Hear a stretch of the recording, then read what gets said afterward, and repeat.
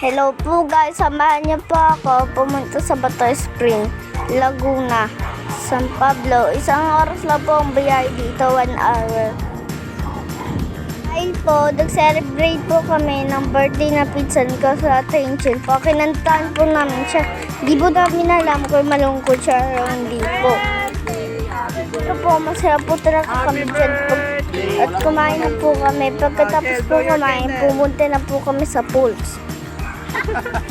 Ayan po, tara po.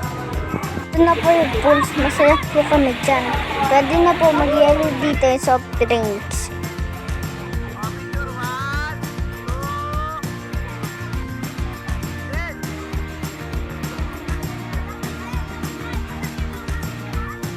Dahil po sa sobrang lamig po ng tubig, bumali po si Mami ng kape sa tindahan. Di niya po ako binilan. Nakakainis po. Pag-uwi po niya, nakita po namin si Daddy tulog po sa gilid. Kaya po, nagkaroon din lang kami. Nag-challenge sisid. Ako po una.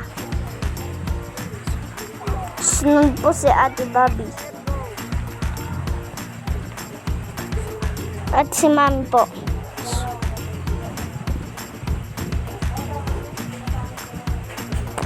Nakita po kaming kuweba at pumasok po kami at tinignan ang loob. Yun po yung tsura niya. Umalis na rin po kami. Tara po. Palabas po. Tapos po, tinaruan po ako ni Tita Eman maglangoy. Yan po, tingnan niya po. Marunong na po ako lumangoy. Konti lang po.